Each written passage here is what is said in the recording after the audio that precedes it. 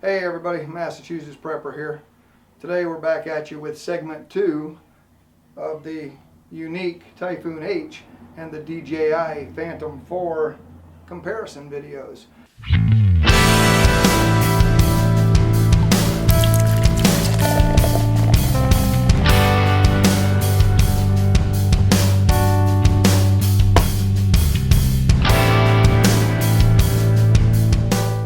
Now, this series is not to tell you which one is best or anything else. This is just to give you kind of a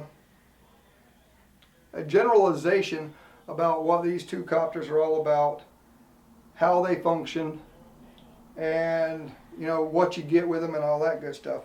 So I'm trying to keep these segments within a 5 to 7 minute range. So let's get right into it. Now, as you can see right off the bat, the Typhoon H is quite a bit larger than the DJI Phantom 4. Now, what I have found is that both of these copters are very reliable. They both do well in, calm to medium winds. I have not flown the Phantom 4 in anything above a 10-mile-an-hour wind. I have flown the Typhoon H in 15 to 20-mile-an-hour gusts, and it has done pretty good. For the build quality, the Typhoon H has a lot of carbon fiber in it to try to keep the weight down. It is still a pretty hefty copter. When lifting the two of them, I would say the Typhoon H might weigh just a little bit more than the Phantom 4. Both of them shoot in 4K resolutions. The Phantom 4, the camera gimbal, has an up and down pan only. So if you want to do your pan shots, you're going to take and twist the entire copter, make the entire copter rotate to get your pan shots. The Typhoon H, the camera on this one, has a 360-degree turn, or 360-degree rotation. So it will rotate 360 degrees, so you can actually get your pans without moving the copter like this. It will stay in this one position. 4 props on the DJI Phantom 4. If you lose a motor, she's coming down. 6 blades on the Typhoon H. It is said that if you lose one motor or one prop, that you will still land it. I have not tried this. Supposedly there's some videos out here on YouTube that shows it happening. I have not found them yet. The Phantom 4, pretty small, sturdy construction. I mean, it's really sturdy. I like the access to the SD card right here, so I don't have to mess with the camera or anything. On the Typhoon H, tip this up. I will have to remove the gimbal cover for this, but you do have to play with the camera.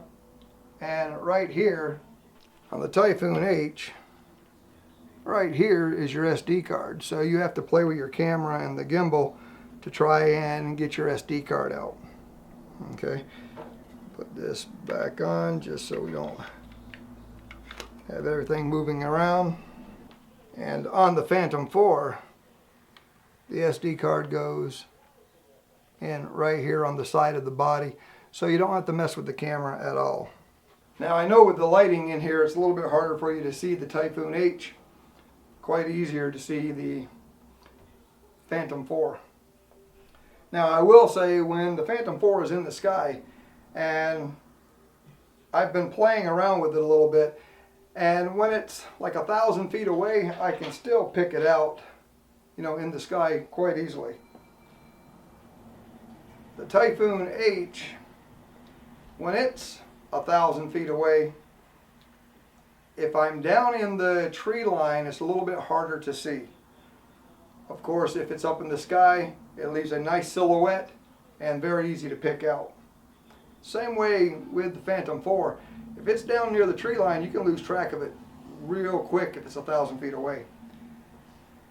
Both of these copters are easy to break down, and I'm checking my phone here just to see what kind of time we're at, and I'm hitting on the 7-minute mark, so we're going to end this. But what I do like is each one of these, the props on the Phantom 4, you just push down, give them a slight twist, and they pop right off. Okay, there's no buttons or anything, so very quick breakdown. Same way on the Typhoon H. There's a button on top. Let me bring y'all in here so you can see this actually. But there is a button right here on top. You just depress the button, and depending which prop it is, the white ones turn counterclockwise and the black buttons turn clockwise, but they just pop right off. So again, very easy to break these down, quite quick. Of course, you do have one more or two more props on the Typhoon H. Very easy to break down. Now you can see the size comparison still, and the Typhoon H is still quite a bit bigger, but by pressing down on the levers on the arms fold right down and make the Typhoon H a very nice little package. Now, one thing to note on the Typhoon H, when it's in the air, you hit the button, the landing gear retract up underneath the rotor arms, and they're out of the way, so when the camera spins 360 degrees, they're not in the way at all. Both of them packed down quite small. I would say they have probably the Typhoon H has just a little bit bigger of a footprint folded down, as you can see there, than the Phantom 4 does. So the Phantom 4 is still a little bit smaller than the Typhoon H. So this is going to conclude segment 2 of the copters. Now we're still going to get into all the mechanics, the flying and everything else. I'm just trying to give a brief overview of each one, and how it breaks down, how it sets up, and everything for you. Will you survive whatever comes your way? I sure hope so. This is the Massachusetts Prepper saying, take care all.